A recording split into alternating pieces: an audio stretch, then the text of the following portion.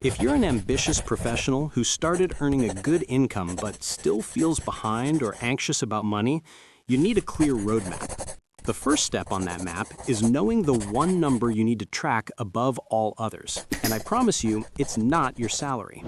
That number is your net worth. Think of it as a financial X-ray, your personal balance sheet that tells you exactly where you actually stand right now. In the next few minutes, we'll break down the simple equation for how to calculate your net worth. More importantly, you'll learn why tracking it is the key to building verifiable, long-term wealth. Now that you know what number to focus on, let's nail down the simple definition. At its core, net worth is a fundamental, easy-to-grasp equation. Assets minus liabilities. Assets are simply what you own, and liabilities are what you owe. You can think of it as a business's balance sheet, but for you. As a leading financial authority, FINRA confirms it's the ultimate objective snapshot of your current financial position. And here's the key takeaway.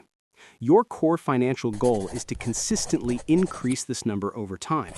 A rising net worth is the objective, verifiable evidence that your saving, spending, and investment habits are sound and working exactly as they should be. We've established the foundational why. Now let's get into the practical how. Calculating your net worth is a simple two-step process. You tally up everything you own, and then tally up everything you owe. Your assets are anything of value you own that can be converted into cash. We classify these into two main buckets: liquid, easy cash, or illiquid, harder to sell. Start with your liquid assets. This is the cash you can access easily. List the current balances in your checking, savings, high-yield savings, and money market accounts. Next, define your investment assets. These are the pillars of your future wealth.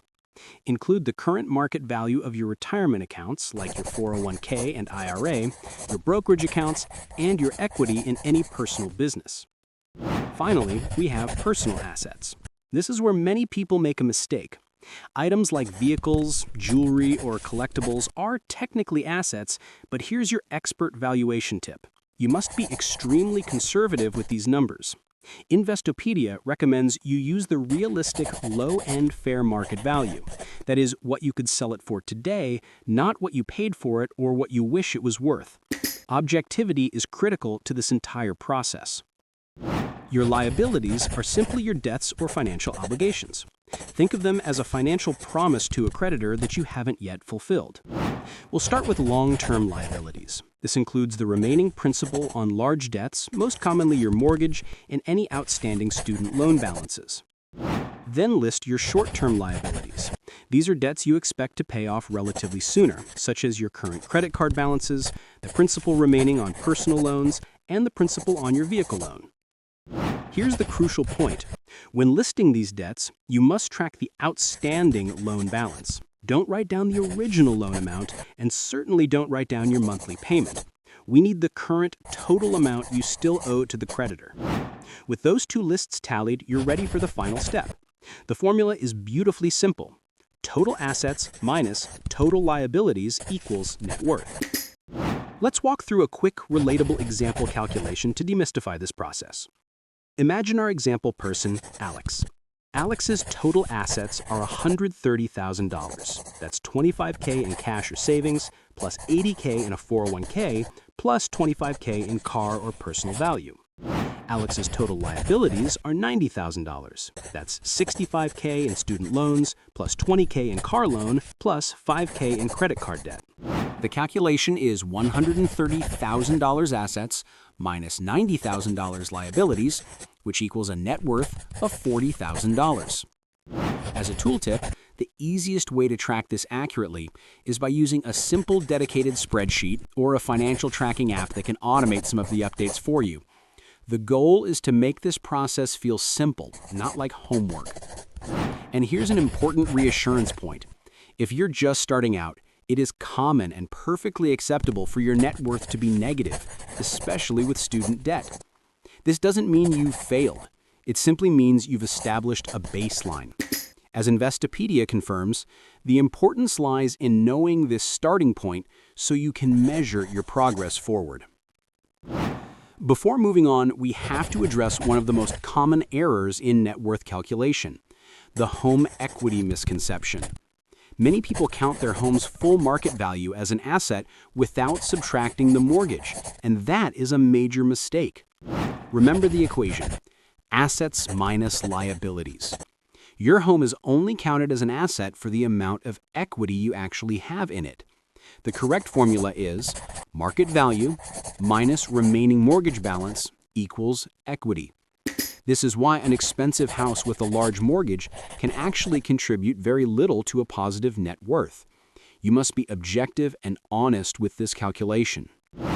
You now know how to calculate the number, but let's look at why this single figure is the game changer for your financial future. Many professionals focus only on their income or their cash flow, but income is only half the story. Net worth measures what you actually keep and grow. It reflects your financial acumen. As FINRA notes, your net worth measures your ability to build wealth over time. You could have a high salary, but if you carry high compounding debt, that cash flow can mask a stagnating or even negative net worth, creating a dangerous false sense of security. Beyond personal peace of mind, tracking your net worth provides a significant strategic advantage. When you look to secure a mortgage or a large line of credit, lenders, like banks and mortgage brokers, look at your net worth. A healthy and growing net worth helps you secure better loan terms because it proves you are a more attractive, lower-risk borrower. The power of net worth goes deeper than just the single figure you calculate today. It allows you to calculate two essential financial health ratios that turn the number into an actionable roadmap. First, the debt-to-asset ratio. If this ratio is high, it's a clear sign that debt reduction must be your priority before you start aggressive investing. But what about your safety net?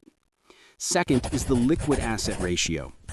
A low ratio here, as noted by FINRA, means you need to prioritize building your emergency fund, your liquid cash buffer, to create a financial buffer and peace of mind. These two simple ratios take the calculation you just performed and tell you exactly the next measurable steps you need to take. Ultimately, the power of net worth is not in the single number you calculate today, but in tracking its trajectory over time. It should be consistently rising regardless of your starting point. A rising net worth proves that your financial systems, your saving, spending, and investing are working. It is the ultimate alignment of your actions with your goal of building wealth. You should commit to tracking it at least annually or quarterly when you're just starting out, to keep your focus on long-term wealth accumulation, not just monthly expenses. As AdX highlights, this habit is crucial for that long-term focus. You now have the clarity to take the next confident step toward building verifiable wealth. You now have the simple, structured knowledge to move past feeling anxious and confidently start building your wealth. The next logical step is to make this tracking a consistent habit. If this clear, methodical approach helped you finally gain clarity and confidence about your net worth, please like the video and subscribe to the channel to get the next step in your structured financial roadmap.